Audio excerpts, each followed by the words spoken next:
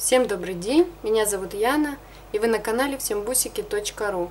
Сегодняшнее видео посвящено серьгам-кисточкам, а точнее самим кисточкам и двум вариантам их исполнения. Первый вариант классический, и второй вариант с другой вершинкой, с углублением посередине. Такой вариант кисточек встречается реже, и, честно говоря, я не видела мастер-классов по созданию именно таких кисточек. У нас был недавно обзор ниточек, какие я использую для изготовления кисточек, и после этого обзора я получила очень много вопросов, касающихся изготовления именно этого варианта, поэтому я сегодня покажу вам оба. Итак, для работы нам понадобятся инструменты, фурнитура для серег, немного бисера, биконусы сваровские, кусочек гофрокартона 7 см шириной, нитки хлопок, нитки вискоза долли, леска или мононить, лезвие, ножницы и иглы. Ну и первое, что нам нужно сделать, это намотать ниточки на кусочек картона. Я не использую различные карточки, пластиковые, банковские.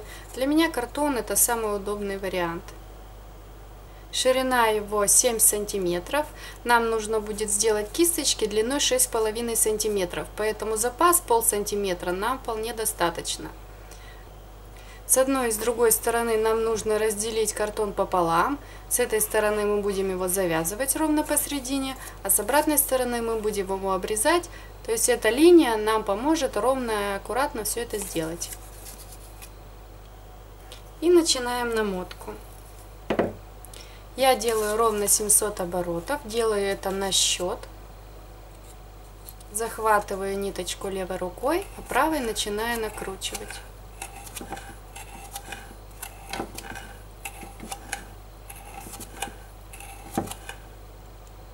Накручиваю ровно и аккуратно, все ниточки параллельно друг другу, то есть вот таким образом мы не накручиваем, каждая ниточка близко друг к другу. Ширина намотки, то есть вот эта вот часть, не должна быть более 1,5 сантиметров, то есть чтобы в дальнейшем нам было удобно завязывать, на всю ширину картона нитки наматывать не нужно, то есть примерно вот сантиметр-1,5 мы наматываем ровно. И так делаем 700 оборотов, то есть 1 оборот полный, 2 оборота полных, 3 оборота полных и так далее до 700. После того, как мы это сделали, нам нужно в иголку вставить нитки хлопок и закрепить кисть. Я использую толстую иголочку, ей удобно захватывать все ниточки, пролезать под ними.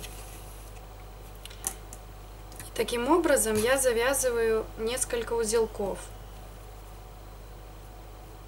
Ровно на середине, на той отметке, которая у нас есть, затягиваю, прижимаю пальцем и делаю еще один узелок.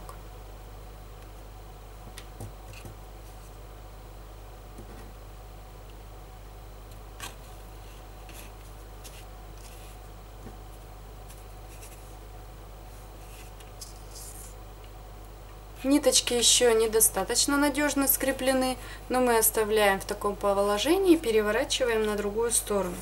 Здесь мы будем лезвием обрезать точно так же посередине, где находится наша линия разметки. Острым лезвием просто давим сверху, немного из стороны в сторону проводим лезвием. И все ниточки у нас разрезаются. Далее аккуратно убираем картон. С одной стороны захватываем рукой и короткий край нити, а длинным краем, длинным отрезком делаем еще 3-4 оборота. Держим крепко, чтобы все эти ниточки не смещались. И ровно на том же месте, где у нас первый виток, мы делаем еще 3.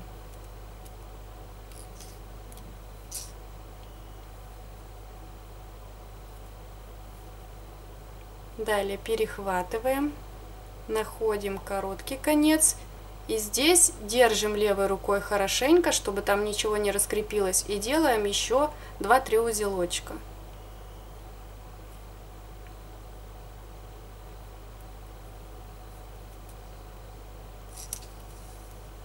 То есть таким образом мы полностью закрепляем кисточку.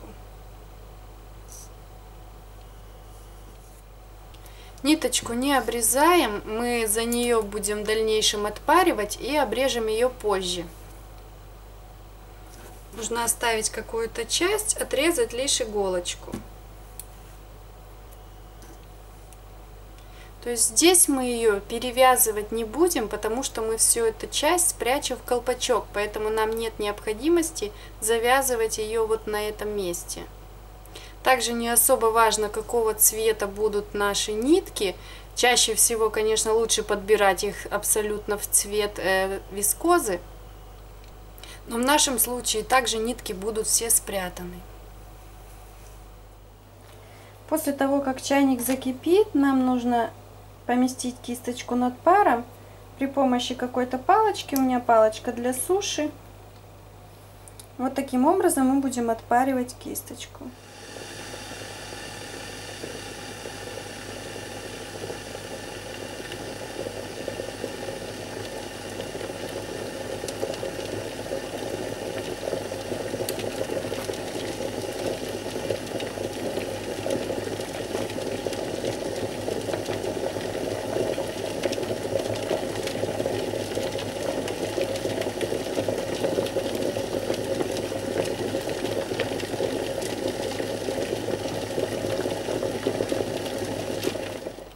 Как видите, достаточно всего лишь несколько секунд, чтобы наша кисточка полностью выровнялась.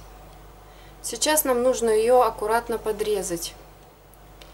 В одном из предыдущих видео я уже рассказывала, что я подрезаю кисточки с помощью термоусадочной трубки. Продается она на метраж в таком виде. Я отрезаю ровно 6,5 сантиметров, то есть по длине, которая мне нужна, и помещаю кисточку внутрь. То есть за ту ниточку, которую мы не обрезали, я полностью пропускаю кисточку.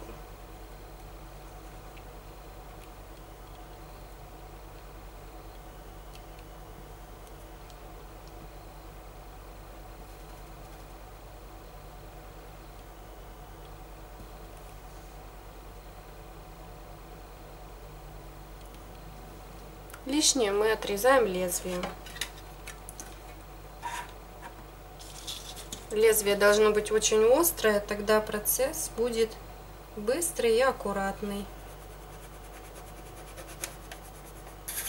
Вот таким образом все лишнее я срезаю. И край у нас получается абсолютно идеальным. Если у вас нет такой трубочки, ее, кстати, можно найти в любом магазине электротоваров, то можно использовать, как и многие рукодельницы, просто кусочек бумаги. То есть нам нужно кисточку поместить в бумагу, завернуть ее, естественно, без трубки, и обрезать по краю. Далее мы достаем кисточку из трубки.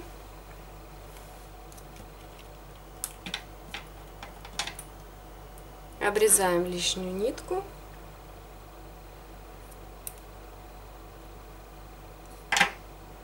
Кто хочет, может капнуть сюда капельку клея, либо лак для ногтей. Я этого не делаю. И сейчас нам нужно прицепить сюда пин. Ушко, которое есть на пине, я обрезаю. Оно для меня достаточно большое. И делаю очень маленькую петельку на самый край круглогубцев.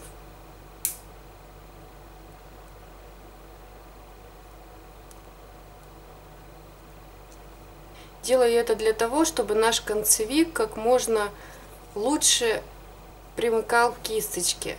То есть вот такая маленькая петелька, я ее немножко отжимаю обратно. И под ниточки вставляю сюда.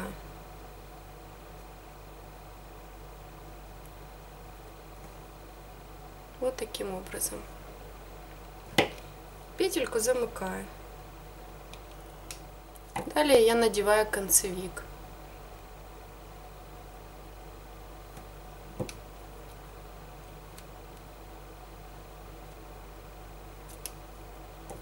То есть таким образом он крепится на кисточке. Сверху помещаю красивую декоративную бусинку. Далее мне нужно отогнуть пин на 90 градусов. Обрезать.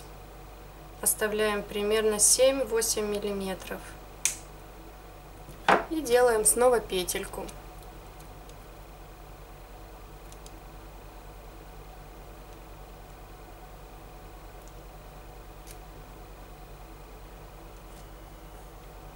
Все, осталось прикрепить швензу. Здесь я уже на швензе отгибаю петельку, зацепляю за пин и возвращаю петельку на место.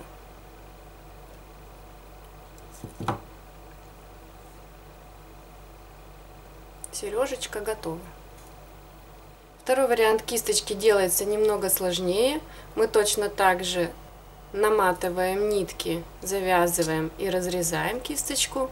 Далее нам нужно взять за одну часть, а вторую накинуть сверху. Таким образом, чтобы вот как пальмочка она была посередине. Ищем центр. Помогаем расправлять иголочкой. И далее ответственный момент. Нам нужно, чтобы она ровно получилось и все ниточки легли ровно. То есть мы несколько раз поправляем всеми пальцами и доводим до идеала. Иногда это занимает достаточно много времени. То есть полностью все выправляем так, как нам нужно. И когда мы добьемся нужного результата, нам нужно кисточку завязать. Если кисточка легла почти ровно, но некоторые ниточки торчат в другую сторону, их можно немножко подцепить и перекинуть на нужную сторону.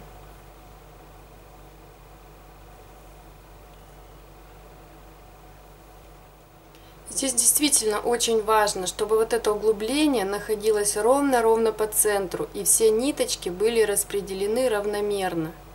Иногда этого добиться не очень просто, но все же такой вариант кисточек мне тоже очень нравится. Далее нам все это нужно скрепить. Я взяла небольшой отрезок ниточки, сложила его в 2 раза.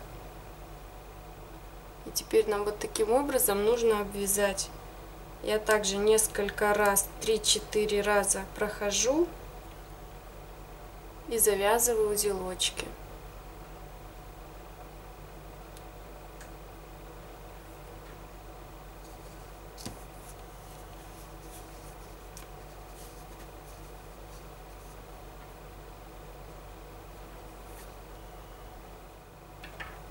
Лишнюю ниточку я обрезаю. Здесь еще одна есть небольшая сложность, это сделать вторую кисточку ровно точно так же, как и первую. Ну и не так-то просто вставить сюда аккуратно пин, потому что он достаточно толстый, и он вытягивает за собой ниточки. Я сначала делаю это с помощью иголки, то есть я сверху вставляю ровно иголку. То есть как бы пробивая путь для пина, переворачиваю ее. Вот она иголочка. Иголочку вытаскиваю, запоминая, куда вставлять пин. И на это место пин проталкиваю. То есть здесь петельку можно не обрезать, ее видно не будет. Пин так будет намного надежнее держаться. Вот он у меня вылез примерно посередине, за собой зацепил ниточки. Я их с пина аккуратно снимаю, проталкиваю его до конца, а эти ниточки можно легко поправить. То есть я вытягиваю ниточку вверх и ищу ее здесь, откуда она поползла, и вытягиваю ее обратно. Следующую ниточку я точно так же подтягиваю, ловлю ее с этой стороны, подтягиваю. И так все ниточки, которые вылезли, мы возвращаем на место. После того, как мы довели вершинку до идеала, нам точно так же нужно кисточку отпарить.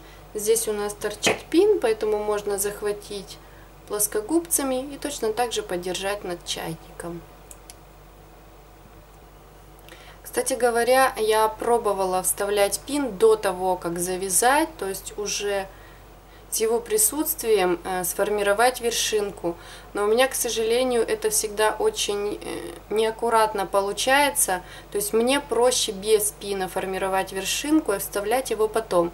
Возможно, вам будет проще делать это по-другому. Я отпарила и обрезала кисточку. Теперь нам точно так же нужно поместить сюда декоративную бусинку. Она очень хорошо помещается в углубление, которое у нас получилось. Точно так же загнуть пин под 90 градусов. Обрезать лишнее и сформировать петельку. Я намеренно не заостряю внимание, как я креплю, как я делаю петельки. По работе с пинами у нас есть отдельное видео. А сегодня у нас речь идет именно о кисточках.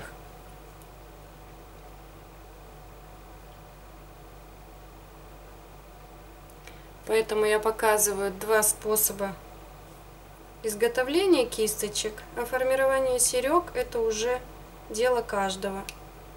У каждого они свои.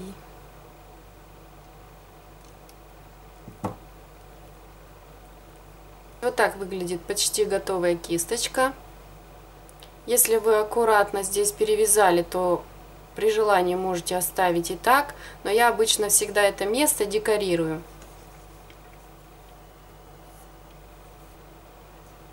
Я взяла кристаллики Сваровски того же цвета, биконусы, и с помощью лески я сейчас сделаю на этом месте ободок. Я набираю некоторое количество бусинок, у всех оно будет разное, поэтому я не заостряю на этом внимание. Примеряю, чтобы это было все ровно. То есть ободок должен туго сидеть на кисточке. И просто завязываю узелочки.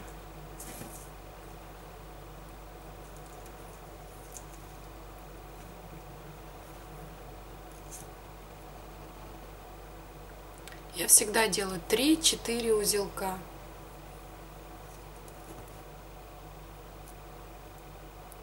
Чтобы узелочек был незаметен, я пропущу иголочку через 2-3 бусинки и туда же затяну немного узелок.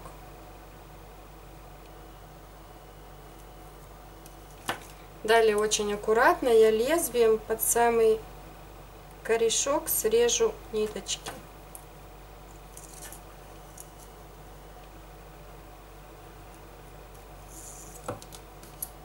Вот так выглядит этот ободок. У меня были вот такие большие бусинки под рукой, но можно сделать их и помельче. Можно использовать бисер того же цвета. Я сделаю еще один ободок золотистым бисером номер 15.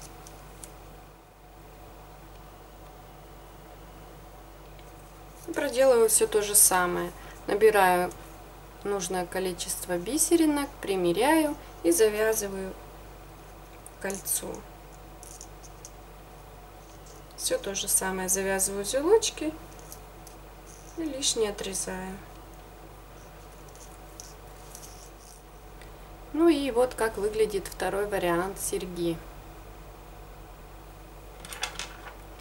Не знаю, какой вариант понравится больше вам. Мне нравятся оба. Я часто делаю и в таком виде кисточки, и в таком. Решать, конечно, вам, но я советую попробовать вам оба варианта и тогда уже определяться. Надеюсь, видео для вас было полезным. Если так, ставьте лайки, задавайте вопросы, пишите комментарии. Мы обязательно на них ответим. Подписывайтесь, конечно же, на наш канал, следите за нашими новыми видео. Пока-пока!